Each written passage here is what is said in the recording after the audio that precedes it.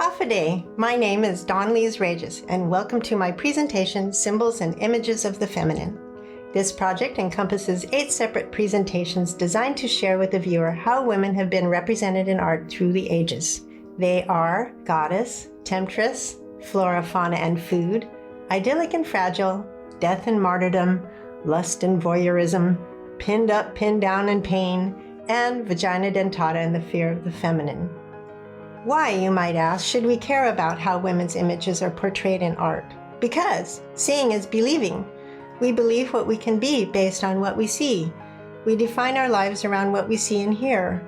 We dream and imagine and make plans based on the examples that we're presented with, and we must pay attention to what we feed our souls through our eyes and our ears. Artists create from their own level of understanding. They imbue their work with their life circumstances, with their fears and concerns, and with their own specific experiences. In each presentation, I will share some images, give you a little background on the work, and tell some stories where it seems important. And I'll do my best to present without too much judgment. And so, let's begin.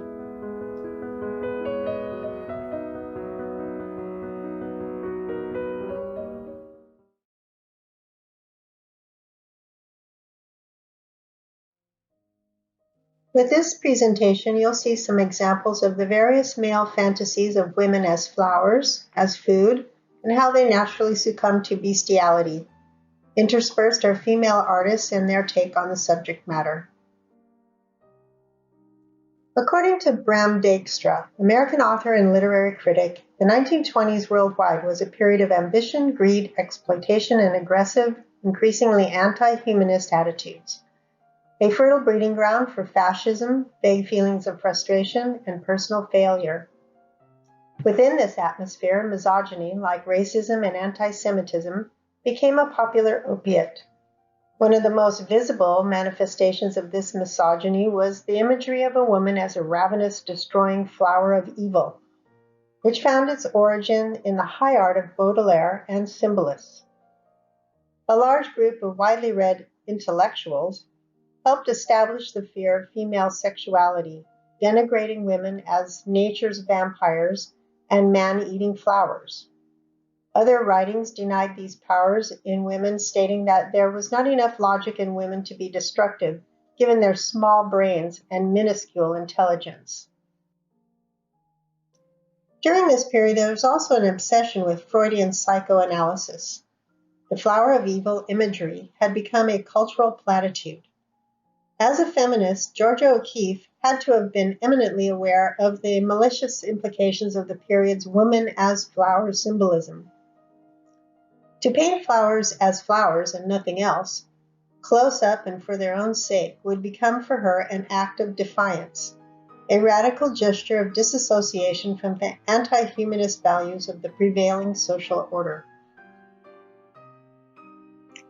Art historian Linda Nochlin interpreted black iris as a morphological metaphor for female genitalia.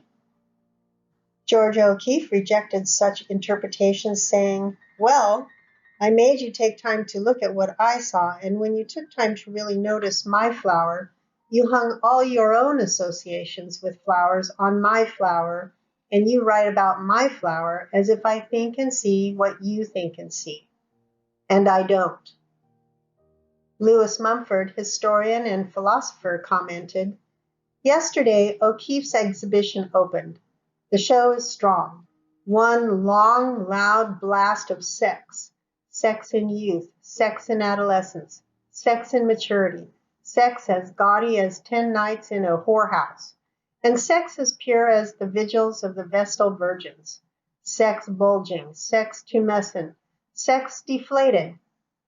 After this description, you'd better not visit the show. Inevitably, you'll be a little disappointed, for perhaps only half of the sex is on the walls. The rest is probably in me." Bram Dijkstra continued by saying, by painting flowers in all their complexity, O'Keeffe reclaimed the flower from the hothouse of obsessive cultural symbolism to which it had been confined. She probably also had just a lot of fun shoving the natural configurations of flower parts into the forefront, driving her male contemporaries to absurd fits of anxiety. Her real purpose was to celebrate the pleasures of the senses rather than to delve into our fears. Conversely, Frida Kahlo did make her flowers about sex. The flower of life represents Kahlo's obsession with fertility. The red flower is nothing less than a representation of the male and female sexual organs at the moment of coitus. An internal explosion projects a spray of golden points, which represent the sperm. On the right, a sun that has been interpreted as a symbol of the ovule awaiting fertilization. This amazing piece was created by local Guam artist Snyder Macareg. Obtaining his degree from the University of Guam, he says this about his work. The theme of my senior show was of floral mouths, to substitute depicting female genitals as the common comparison to flowers. Leonor Fini was an Argentinian surrealist painter, designer, illustrator, and author known for her depictions of powerful and erotic women. In her early teens, an eye disease forced her to wear bandages on both eyes. After recovering, she decided to become an artist. Fini's work didn't always fit the typical popular conception of surrealism, as she purposefully destabilized stereotypes, presenting women as androgynous, sensual, and aggressive, and promoted the liberated, autonomous woman. This piece in particular expresses a self-possessed woman who is contemplative and connected to nature. In the botany lesson, a naked woman uses an enlarged cross-section of a flower to teach a girl the similarities between the primeval beauty of the female sexual anatomy and that of the structure of a flower. My irises are used as a pattern all over this female form. The center part of the iris is used as wallpaper in the background. Women have often been portrayed as part animal or as coupling with an animal, and the depictions are often demeaning. This surrealist, symbolist piece depicts a woman about to marry a unicorn. Satyrs and unicorns are long recognized by psychoanalysts as a symbol of virility. Note the hatched eggs at the bottom, along with a penile-looking monster. Ernst Fuchs creates complex icons that speak of death and transfiguration and reflect his belief in redemption. I'm not sure, in this case, of any reflection on redemption. The Dream of the Fisherman's Wife is the most famous image in Kinoe no Komatsu, published in 3 volumes beginning 1814. The book is a work of shunga, meaning erotic art, within the ukiyo-e genre. The image depicts a woman enveloped in the limbs of 2 octopi. The larger of the 2 octopus performs cunnilingus on her, while the smaller one assists by fondling the woman's mouth and left nipple.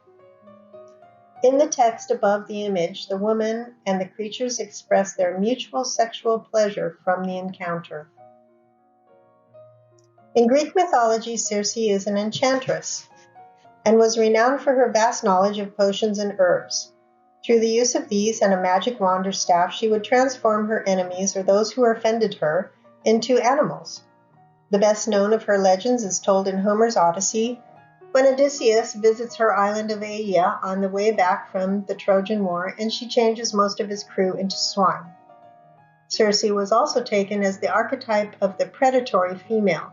In the eyes of those from a later age, this behavior made her notorious both as a magician and as a type of sexually free woman.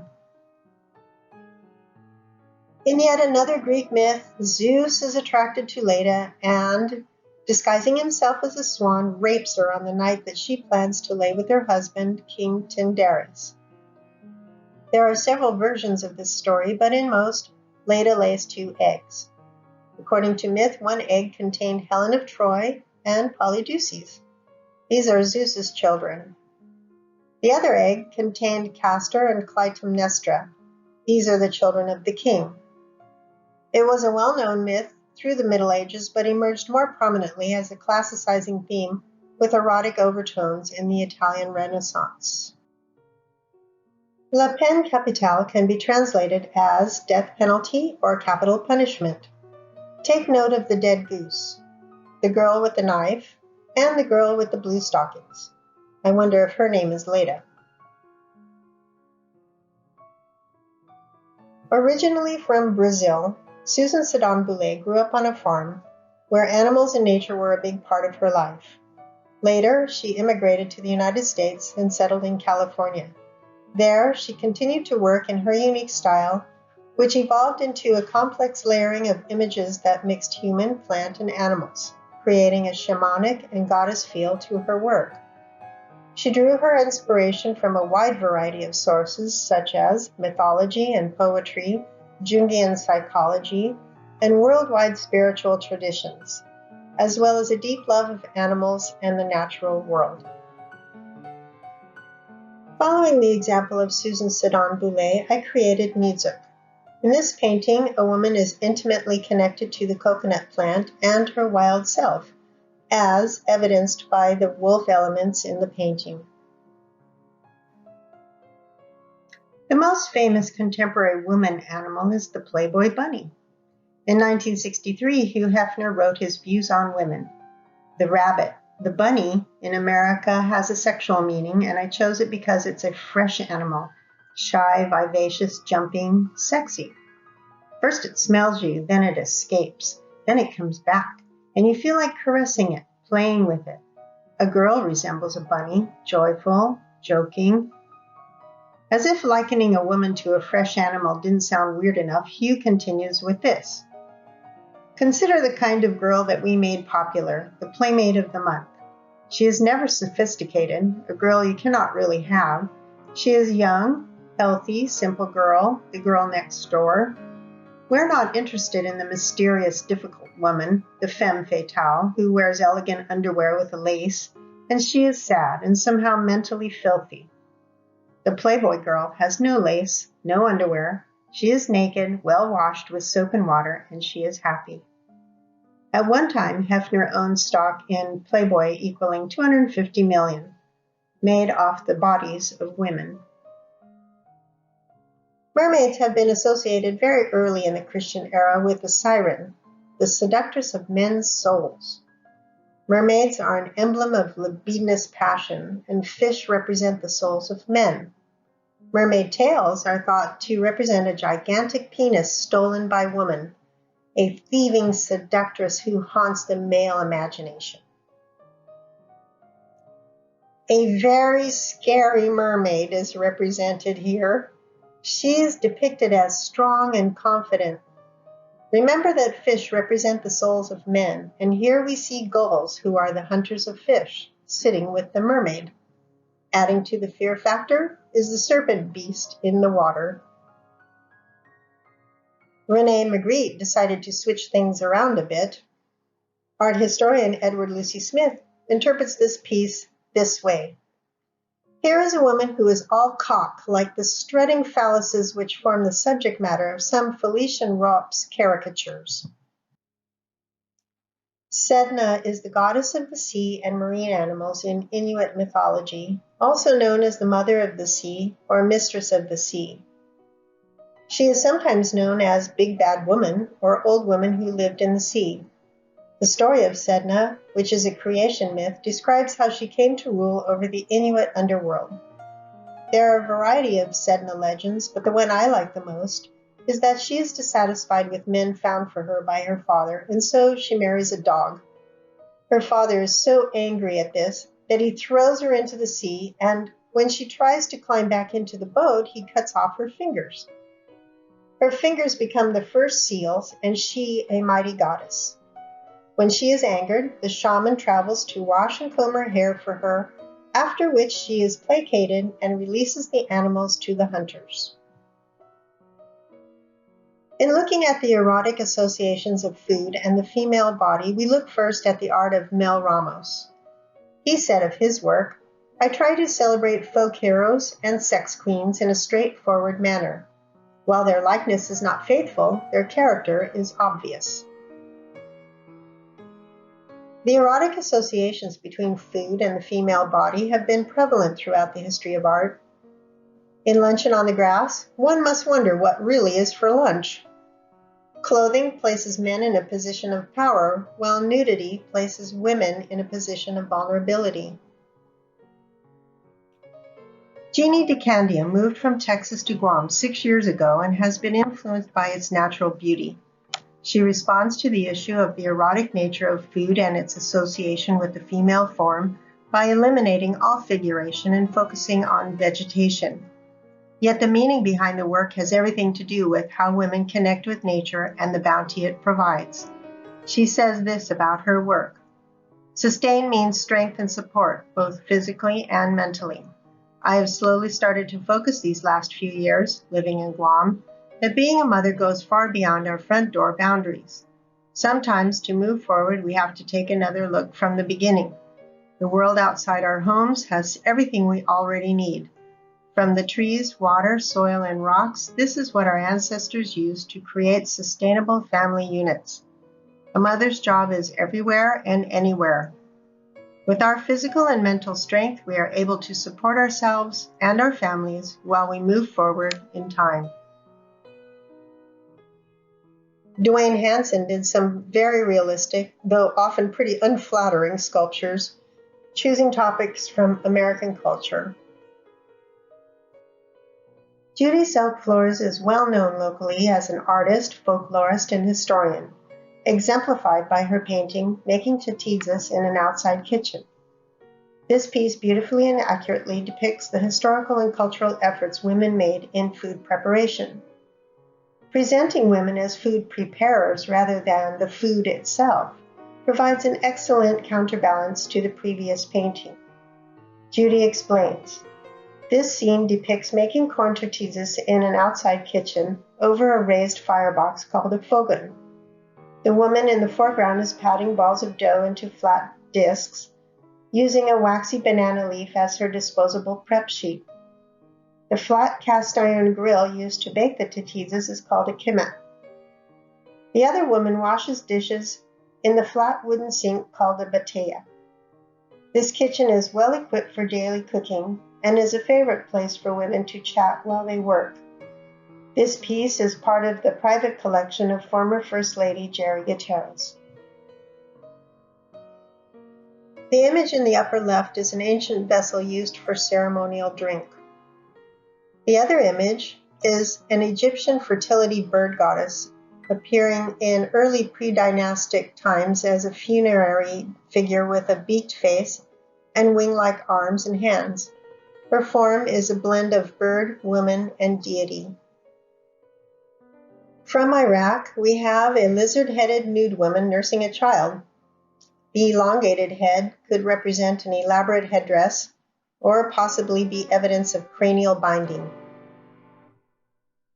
Artemis was the goddess of chastity, of hunting, of wild animals, forests, childbirth, and fertility.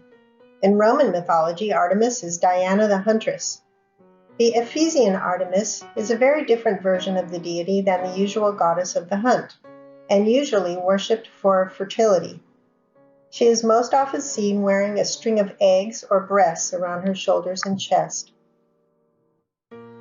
My Nurse and I illustrates the strange relationship with Frida Kahlo and her caregivers. She never bonded with her mom, and she also never developed a relationship with her nurse. In the painting, there is a cold and distant relationship that is evident between Frida and her nurse. The nurse is wearing a pre-Columbian funerary mask, and the act of nursing seems to be an efficient process that does not involve any affection, like embracing or cuddling that a baby might need. As a prominent feminist art historian, Linda Nochlin became well known for her pioneering 1971 article, Why Have There Been No Great Women Artists? Buy My Bananas drew attention to the comparative lack of objectification when it came to male sexuality. Nochlin later wrote further on the subject in Women as Sex Objects, Studies in Erotic Art, explaining that despite a rich underground feminine lore linking food, specifically bananas, with the male organ, such imagery remains firmly in the realm of private discourse, embodied in smirks and titters. The Dinner Party is an amazing mixed media feminist piece crafted by Judy Chicago and over 400 women, consisting of ceramic plates, embroidered and woven table runners, woven entry banners, and painted china. This piece sits on a floor made of porcelain tiles which contains the names of 919 women in history. The construction of this piece started in 1974 and took 5 years to finish. It's now on display in the Brooklyn Museum of Art. The structure of this masterpiece is a triangular table that is 48 feet long on each side, that holds a total of 39 place settings. Each place setting represents a woman in history that has been widely recognized for her achievements. 3 sides of the artwork signify women from different time periods. One side is prehistory to classical Rome, another, Christianity to the Reformation, and lastly, the American Revolution until the Women's Revolution. Each plate has a sculpted or painted vagina done in period style. Underneath each plate is a table runner that is either woven, embroidered, or a mix of the two. When this painting was first made in 1939, it didn't include the little bride in the upper left corner. The papaya wasn't split open, and it didn't have these bright colors and the erotic undertones that make this an alluring sexual still life. All of that suggests the influence of the European avant-garde on Kahlo in the 1940s.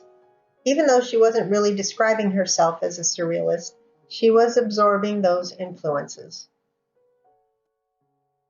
Stephanie Sarli's fruit art videos went viral on Instagram depicting fruit being caressed, rubbed, prodded, eventually fingered, until they burst or oozed juice in submission. Sarli said of her work, "The video is basically about personifying and empowering vaginas through humor and absurdity." Instagram disabled the account on 3 separate occasions due to their ban on sexually suggestive content. The same questionable policy has driven other accounts featuring representations of menstrual blood and pubic hair, for example, to be disabled. The furor that surrounds the fruit art videos speaks volumes about the repression of female sexuality. And lastly, we come to Yayoi Kusama's pumpkins. Kusama's self-proclaimed obsession with the pumpkin is deeply rooted in her own childhood memories of growing up in Japan.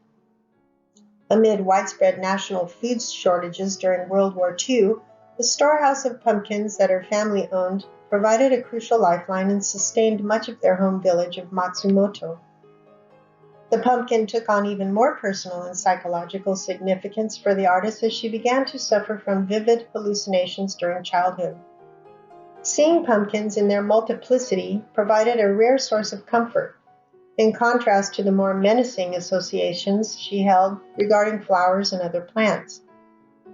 Kusama's use of repetition and her tactic of obliteration highlights the pumpkin as an important personal symbol of relief from anxiety, obsessive thoughts, and frightening hallucinations. She said, "I would confront the spirit of the pumpkin, forgetting everything else and concentrating my mind entirely on the form before me." Thank you for joining me today. My one big hope is that from this presentation, you begin to see things through a more enlightened position, that you begin to look at images presented to you with a curious and open mind, and perhaps develop a healthy recognition that you don't have to absorb images as your own truth. You and you alone are responsible for your own truth.